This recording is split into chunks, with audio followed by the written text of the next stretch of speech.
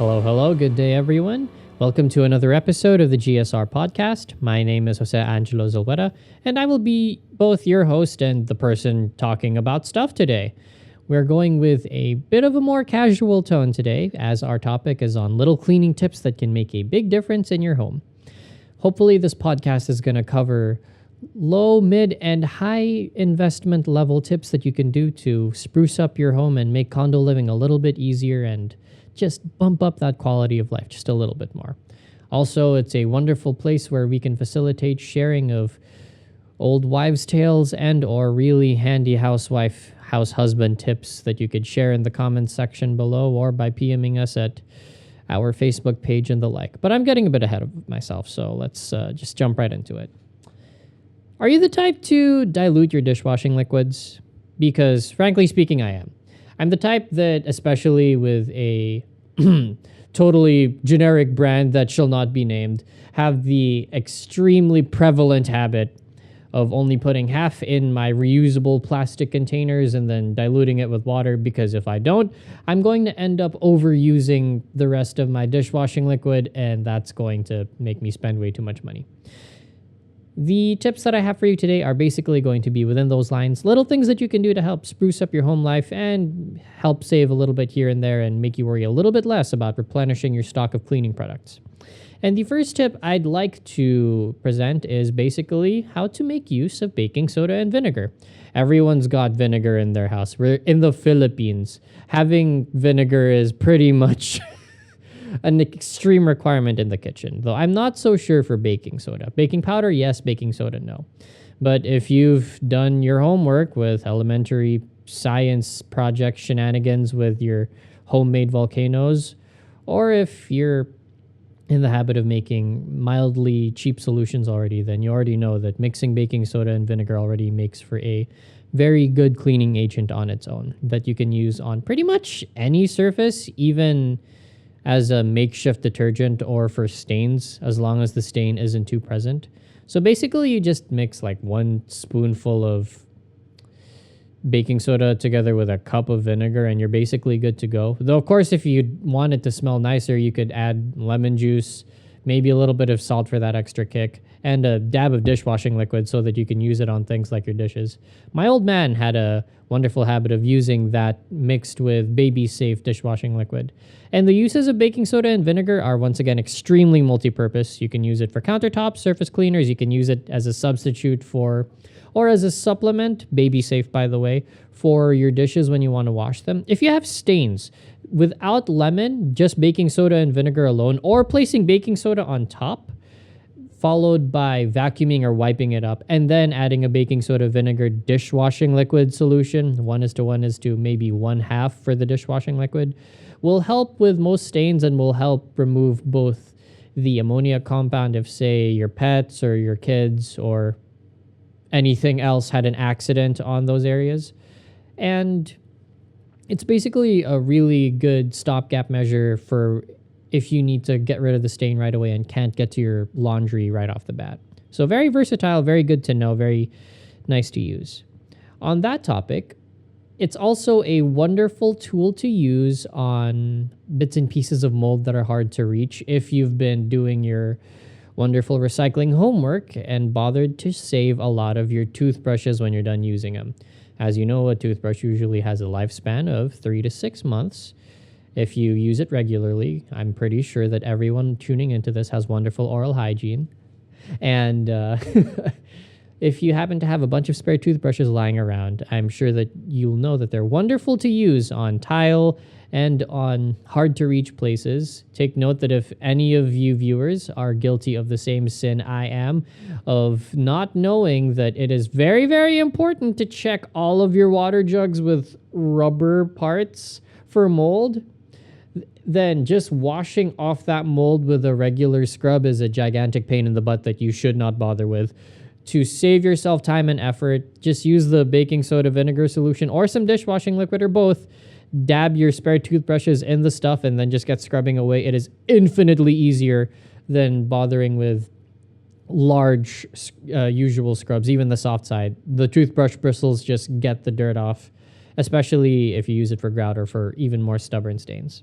So that's tip number 2. Tip number 3 is, well, I mentioned lemon before, and it's good to use, though the acidity is a bit of a worry if you're going to use it on cloth. But lemon is a good natural disinfectant. My old man, or citrus in general, though lemon and calamansi are the best to use for cleaning, arguably.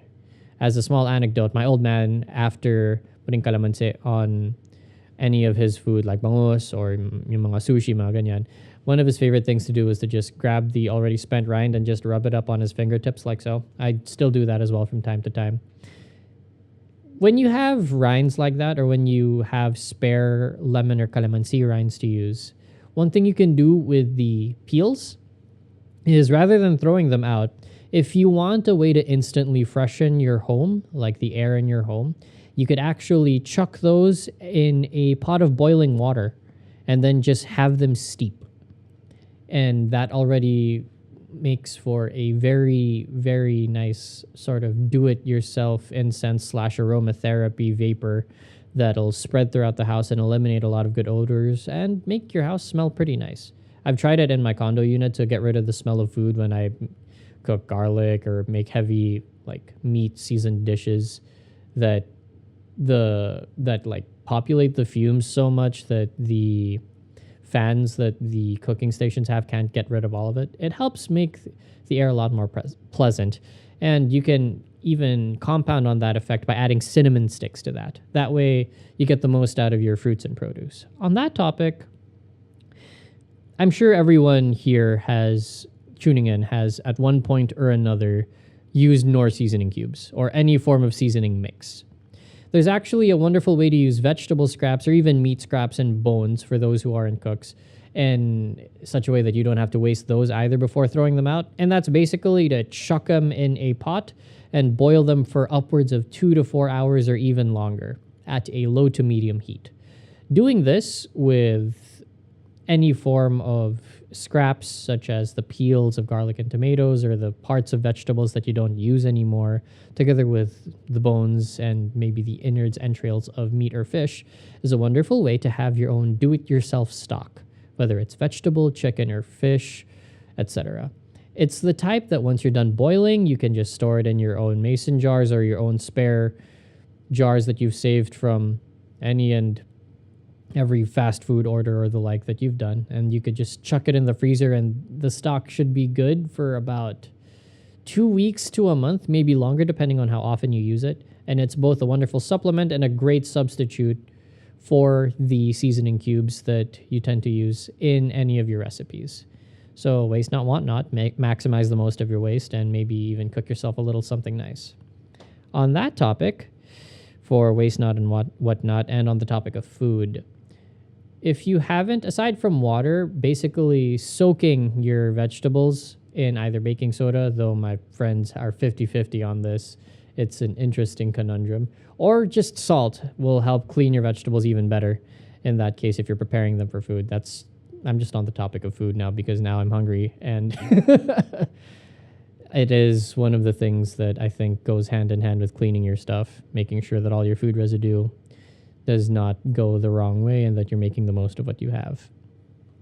Though, on that note, I will leave a final tip, once again food related this time. Very, very important for homeowners or condominium unit people.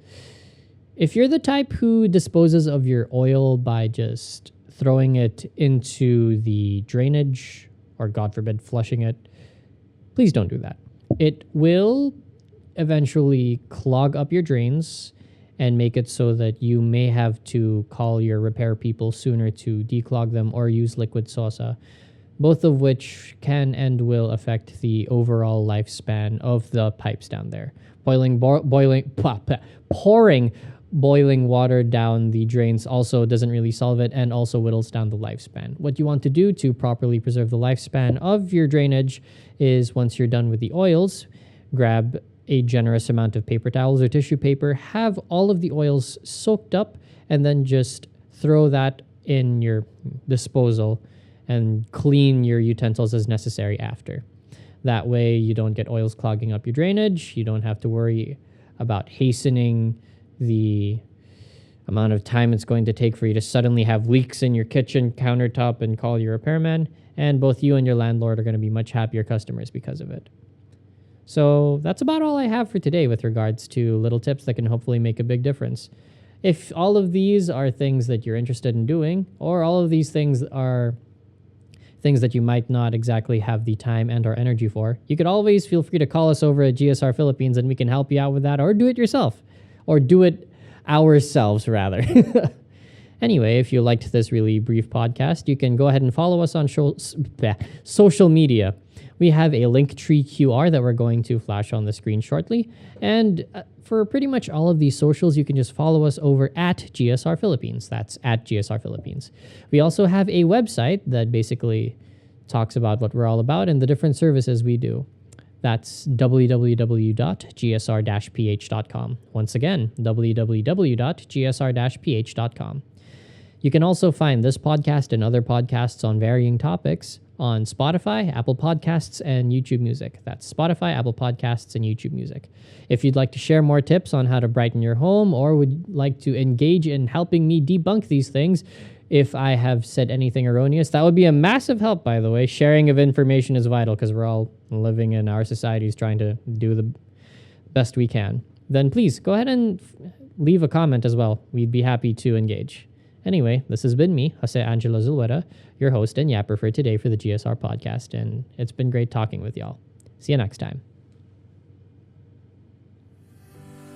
For all of your property needs, come to Global Strategy Real Estate, GSR. We at GSR are your one-stop shop for anything related to your property and more.